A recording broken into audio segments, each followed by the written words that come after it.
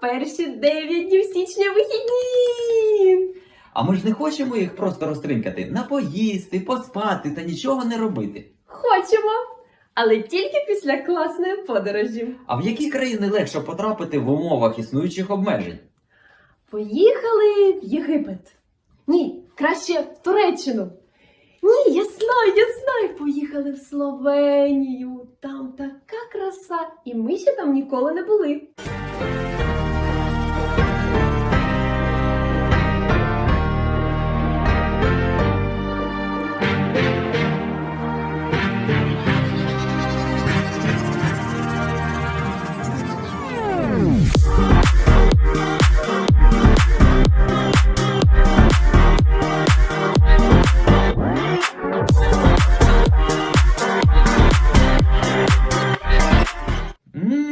Гарна ідея. Але щоб краще розгледіти, треба їхати на машині, щоб зупинитися усюди, де тільки душа забажає. Класна ідея! Збираємо речі!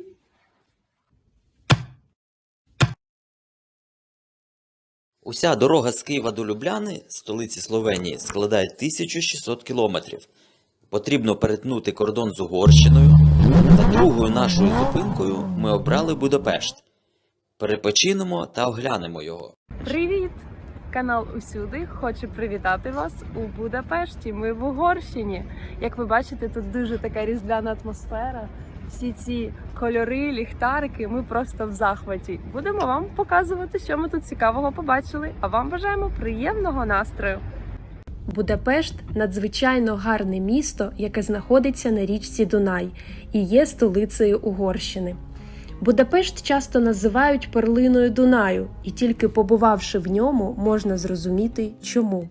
Офіційно місто було створено у 1873 році шляхом злиття сусідніх міст – Пешт, Буда і Обуда. Об'єднання стало надзвичайною історичною подією, що призвело до швидкого розвитку міста. Угорська мова – одна з найважчих для вивчення в світі і зовсім незрозуміла для туриста. Мова спілкування – це перше, з чим стикається в чужій країні самостійний мандрівник. Угорська мова належить до фінської групи і фіно-угорської сім'ї мов. Вона близька до мов народів Уралу та Західного Сибіру. 20% населення всієї Угорщини проживає в Будапешті, тобто кожна п'ята особа в Угорщині – житель столиці. Населення Будапешту складає 1 мільйон 750 тисяч осіб. Один з цікавих фактів про Будапешт є те, що жодна будівля в Будапешті не перевищує 96 метрів. Поєднання старого і сучасного Будапешта робить місто архітектурним захопленням. Поглянувши на центральні вулички Будапешта, легко помітити, що всі будівлі стоять приблизно на тій же висоті. А одним з найвищих є угорський парламент, який має висоту 96 метрів. Але про парламент ми розкажемо трошки пізніше.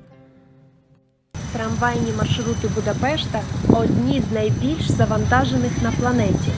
У годину пік вагони прибувають на зупинку з інтервалом близько 60-90 секунд. Трамвай Будапешта ще являються й найдовшими в світі. По місту курсує 40 складів, кожен із яких має довжину майже 54 метри.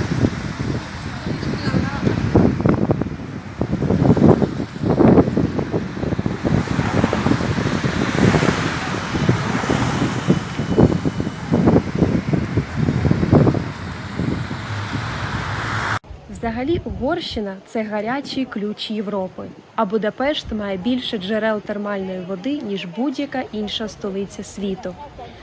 З початку ХХ століття Будапешт вважається міжнародною столицею лікувального купання. Угорці з посмішкою говорять, що джерело з гарячою термальною водою заб'є з-під землі навіть, якщо просто встромити в неї палицю.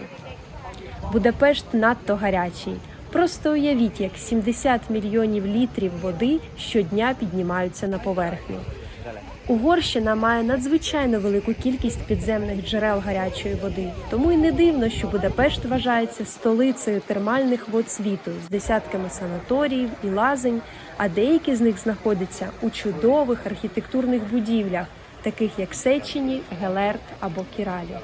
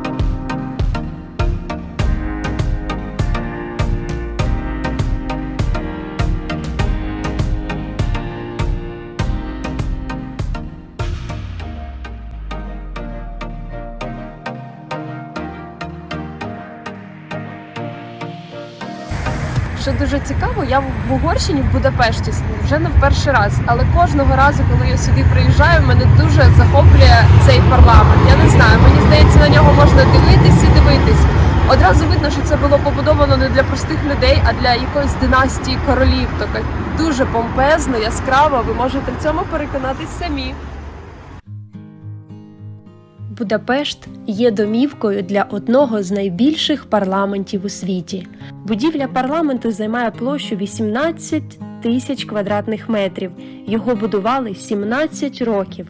Парламент – справжній символ Будапешта, одна з найкрасивіших будівель Європи, завершена в 1904 році. Це чудова неоготична споруда, розташована на березі Дунаю і символізує собою Пешт. На його спорудження пішло 40 мільйонів цеглин і 40 кілограмів золота. Фасад прикрашений скульптурами угорських королів і вождів в кількості 88 штук. Площа Героїв – одна з найголовніших площ Будапешту. В центрі площі височіє колона Архангела Гавриїла. За переказами, він прийшов у вісні до першого короля Угорщини Іштвана Святого і закликав навернути народ країни у християнство. У підніжжя колони – могутні вершники. Це князі 7 мадярських племен на чолі із вождем князем Арпадом, засновником великої династії Арпадів.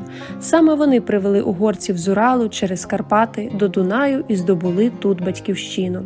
З обох боків 2 напівкруглі колонади із скульптурами національних героїв Угорщини та королів. За площею Героїв починається мальовничий міський парк Варош-Лігет.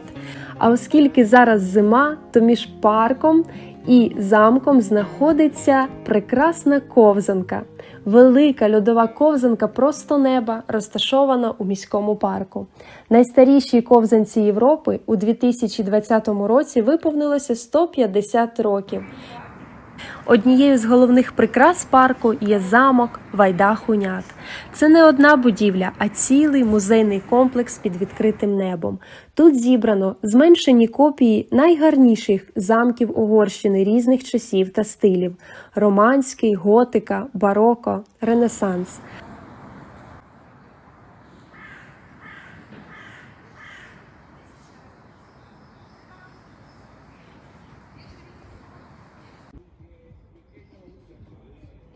Поки угорські хлопці танцюють брейк-денс, щоб не гаяти дарма час, ми одразу пішли шукати рибальський бастіон.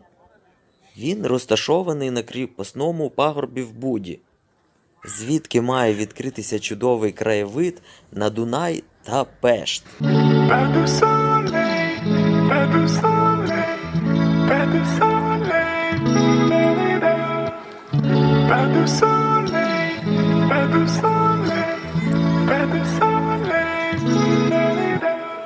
А хто це тут хотів пройти непоміченим?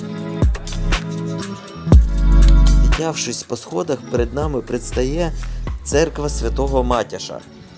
Велична споруда діючої католицької церкви з баштами і шпилями. А що це всі тут знімають? Розступіться, будь ласочки. Що тут цікавого? Вау, який красивий парламент на березі Дуная.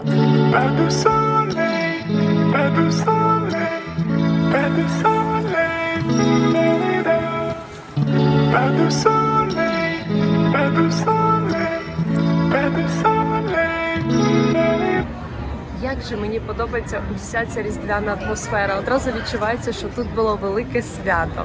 Ці вогники просто клас.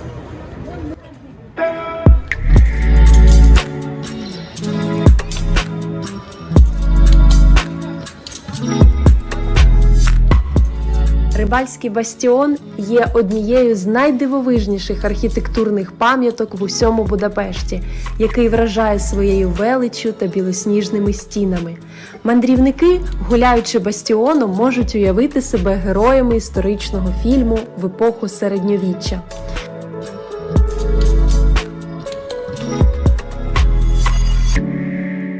Бастіон знаходиться в одному з найвищих місць всієї столиці.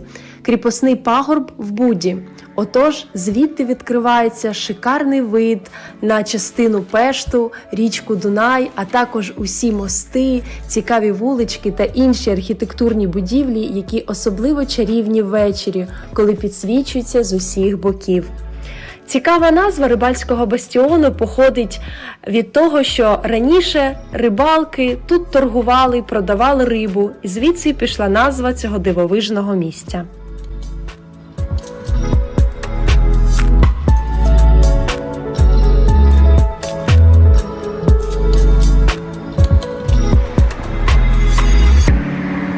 Хочеться особливо звернути увагу на вечірній Будапешт. Прогулянки корабликом по Дунаю є дуже популярним видом екскурсії.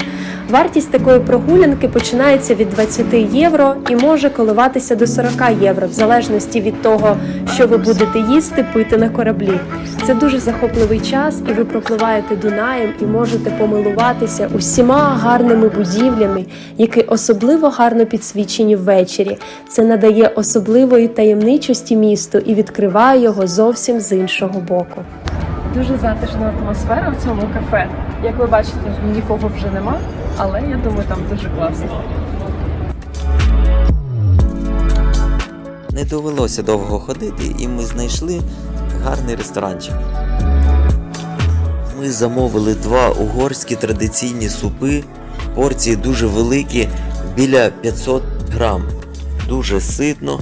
За 2 порції ми заплатили 2800 форінтів, що складає 250 гривень.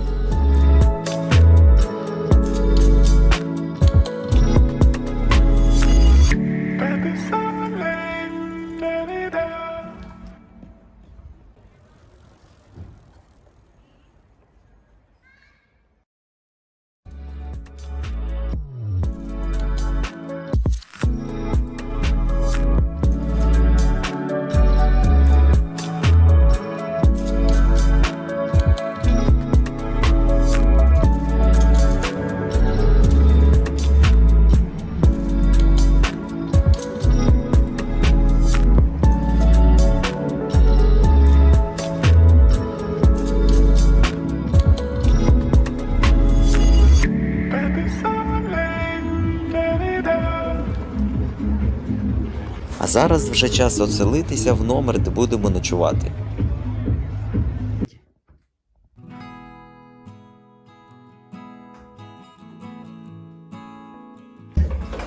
Хочу вам зробити маленьку екскурсію нашим номером. Отож, подивіться, наше ліжко. Як бачите, є все необхідне.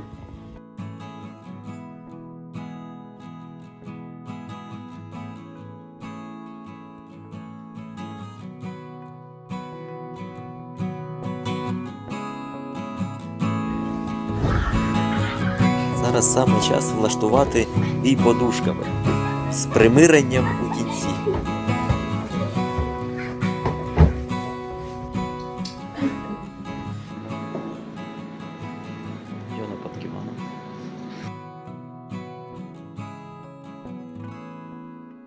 Смачненько поснідаємо та вирушаємо до Словенії. Он об що я спіткнувся, коли вчора ввечері заходили сюди.